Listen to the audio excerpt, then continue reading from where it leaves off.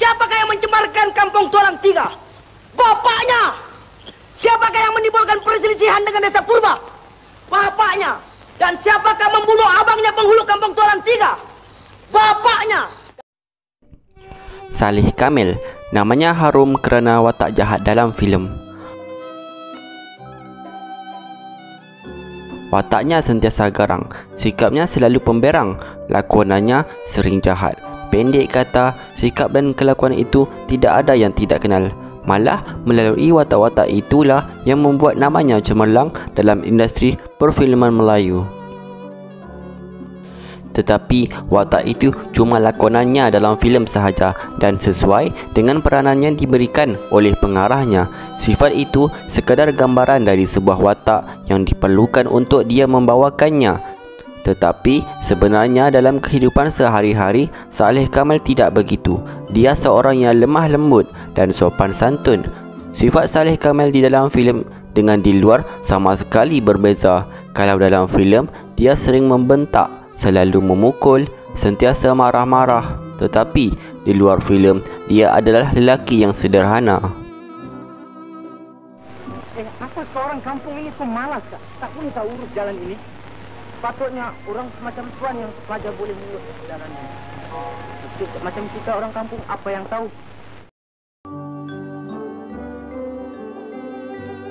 Saleh Kamil atau nama sebenarnya Saleh bin Abdullah merupakan anak kelahiran Singapura yang banyak membintangi filem-filem Melayu dengan watak jahat. Beliau lahir pada 24 April 1924 di Singapura. Sepanjang pembabitannya dalam dunia perfilman, bermacam-macam jenis cerita yang pernah dilakonkannya, sama ada purba, moden, semi purba, komedi dan berbagai lagi. Kebanyakannya adalah watak jahat atau kruk. Kini, sifat-sifatnya dalam watak ganas tinggal kenangan sahaja. Banyak kisah suka duka dan asam garam perfilman sejak dia berkecimpung dalam bidang perfilman sejak tahun 1951. Dalam masa 17 tahun itu, Saleh telah berlakon lebih kurang 50 buah filem. Kisahnya bermula pada waktu itu, kira-kira pertengahan 1951. Saleh yang ketika itu bekerja sebagai pemandu teksi yang telah pun dimulakannya sejak zaman Jepun, minatnya menonton filem-filem Melayu terbit ketika itu, dan dari situlah timbul perasaan ingin mencuba bakatnya. Kalau perkara ini berhasil, Tuan akan terima 20%. Besok saya akan siapkan kontraknya. Baik. Menceritakan pengalamannya dalam dunia filem, beliau pada mulanya gugup disuruh berlakon, apalagi disaksikan oleh ramai pelakon lain, termasuk pengarahnya sendiri. Watak yang diberikan dalam filem pertamanya ialah Pulau Mutiara sebagai pelakon tambahan. Pada waktu itu, dia beberapa kali dimarahi oleh pengarah kerana lakonannya dalam filem sulungnya itu tidak sesuai dengan kehendak pengarah. Tetapi dia tidak peduli dan beranikan hati, pekakkan telinga dan menganggapnya sebagai suatu cabaran. Penggambaran filem itu akhirnya selesai dan Saleh Kamil dapat ikut serta bersama pelakon lain untuk menjayakan filem tersebut. Ketika menunggu filem itu ditayangkan, hatinya mula bimbang kalau lakonannya itu tidak menyenangkan pengarahnya. Tetapi rupanya tidak. Peranan sebagai pelakon tambahan yang dibawakannya dapat disampaikan dengan baik. Oh, Afidah mudah bestari. Betah gila setengah mati. Mari sayang, mari nyawa. Seterusnya, beliau ditawarkan untuk berlakon lagi sebagai pelakon pembantu bersama pelakon utamanya P. Ramlee dalam filem Sedarah. Maka sejak filem itu, Saleh Kamil terus menjadi pelakon pembantu utama lelaki dalam filem Perusahaan Jalan Ampas. Beliau pernah menyatakan bahawa saya sangat terhutang budi kepada P. Ramlee yang telah memberi peluang untuk saya dan membimbing saya. Belum wujud ada lagi seorang seniman seperti beliau, ujarnya. Badannya kuat, muda, tegap. Ini Haji Misai Kontut. Saya tanda yang itu. Hampir kesemua lakonannya dalam filem sebagai orang jahat. Sehinggalah ke filem terakhirnya, Raja Bersiung, iaitu filem pertama Melayu berwarna karya Tengku Abdul Rahman. Di antara filem yang telah mendapat box office lakonannya ialah Penarik Beca, Masyarakat Pincang, Jebak Maut, Gunung Banang, Jeffrey Zen, Isi Neraka dan banyak lagi. Dengan tentangan. Walaupun dia berjaga kuat, dia pelanduk kita jerat. Siapa yang lupa, siapa yang ingat?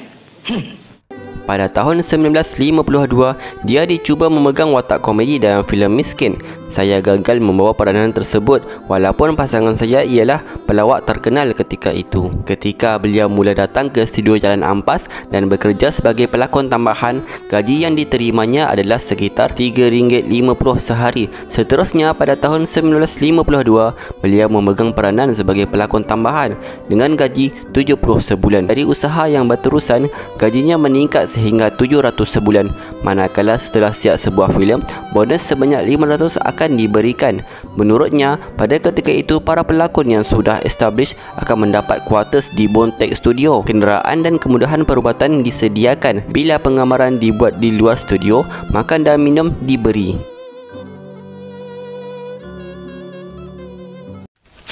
Turkistan? Hindustan? Kohitgostan? Negeri mana itu? Dekat-dekat dengan negeri setan. Saleh pernah menyatakan bahawa dia suka membawa watak jahat dan ia sudah sebati dalam diri. Dan satu-satunya watak yang dijawai sepenuhnya adalah dalam filem Isi Neraka sebagai Wira, di mana rasa benci masyarakat penonton filem Melayu terhadap dirinya sangat kuat.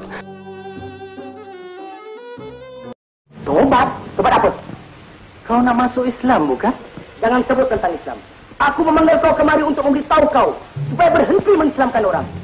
Dalam kehidupan seharian, beliau sering dimaki dengan berbagai-bagai perkataan yang tak sepatutnya dalam filem zaman beliau berlakon dahulu.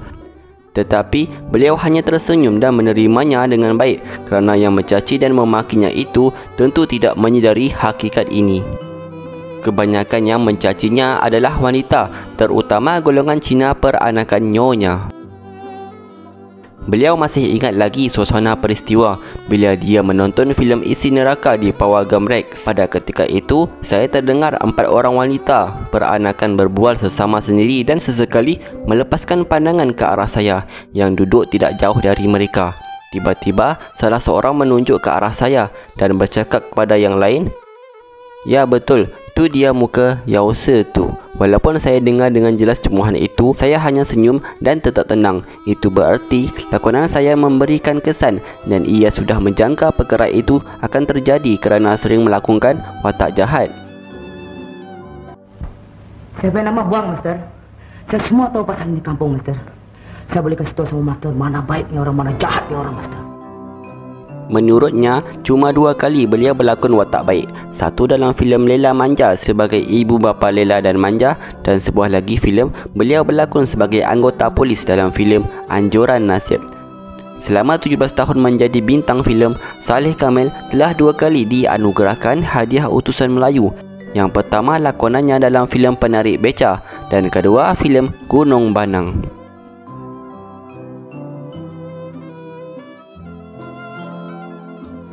Master, saya punya pangkat besar kah, Master?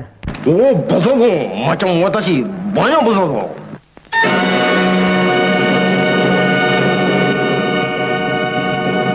Peristiwa yang menjadikan kenangan Saleh Kamil dalam industri lakonan ialah kisah dia pernah dibenci oleh seorang wanita.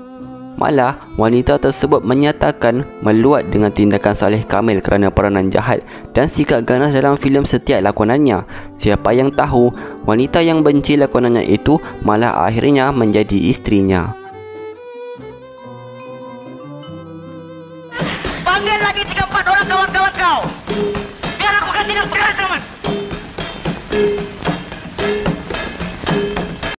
Pada waktu dulu, peminat menghantar surat bantahan kepada Saleh Kamil kerana membawakan watak baik dalam filem. Mereka menyatakan Saleh tak kena pegang watak baik, mungkin sebab muka Saleh muka jahat dan disebabkan kesan peranan jahat dalam filem lakonannya sebelum ini. Selain berlakon, Saleh Kamil juga pernah terlibat sebagai seorang guru silat kepada beberapa orang pelakon. Beliau pernah mengajar seniwati Sarimah bersilat dalam filem Dayang Senandung. Beliau menyatakan Sarimah mudah mengikuti langkah-langkah permainan dalam pencak silat itu. Pada mulanya nampak kaku, namun beberapa hari kemudian Sarimah nampak begitu tangkas menangkis segala serangan. Saleh Kamil juga pernah mengajar seniwati Zaitun pencak silat dalam filem Takdir arahan Omar Rojik. Uniknya, cara kesenian pertahanan diri ini dia ajar kepada Sarimah dan Zaitun berlainan satu sama lain. Ini kerana dia tidak mahu perlawanan kedua-dua filem itu sama sahaja. Selepas studio MFP ditutup pada tahun 1967, sekumpulan bekas pelakon dan pekerjanya membentuk sebuah syarikat yang dinamakan Gabungan Artis Filem Company atau GAFICO untuk berusaha membuat filem. Masing-masing menyumbangkan apa sahaja yang mampu dan boleh. Tuan Penasihat, sekarang datang di ofis saya beri cek 20%. Terima kasih Tuan. Sama-sama. Padan dia punya muka. Pendek kata, mereka menyumbangkan apa juga yang boleh mereka sumbangkan sama ada wang dan kebolehan. Dalam syarikat itu, Saleh telah menulis sendiri ceritanya dalam filem Ibulah Syurga pada tahun 1968 dan itulah filem sulung dan filem terakhir keluaran syarikat itu.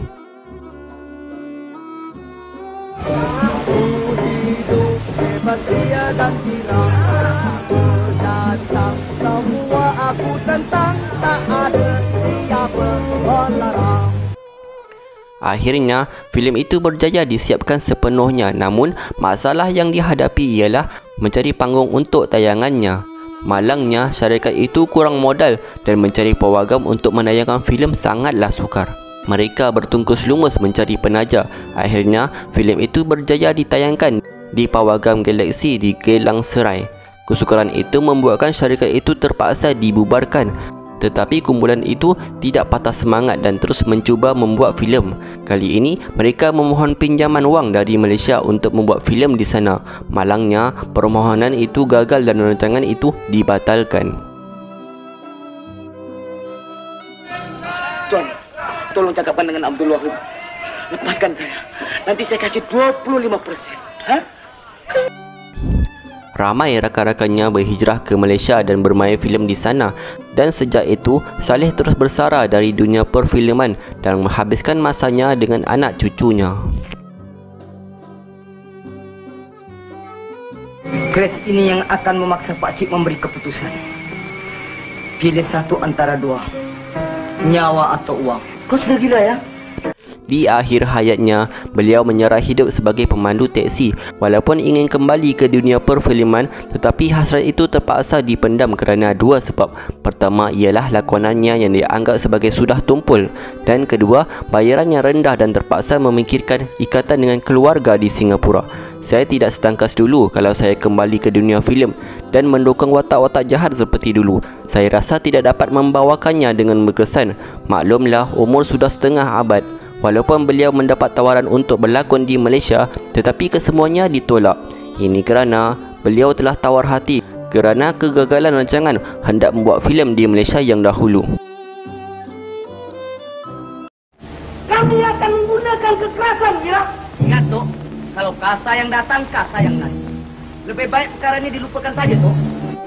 Saleh Kamil berkahwin sebanyak 2 kali, iaitu dengan isteri pertama Zahrah Pagi dan Jumini Simin.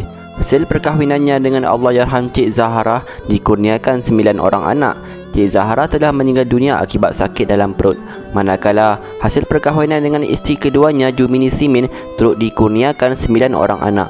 Saleh Kamil telah menghembuskan nafas terakhir pada 4 Julai 1998 pada usia 74 tahun di Yishun, Singapura akibat sakit tua. Selain itu, Allahyarham juga menderita angin ahmar selama 9 tahun.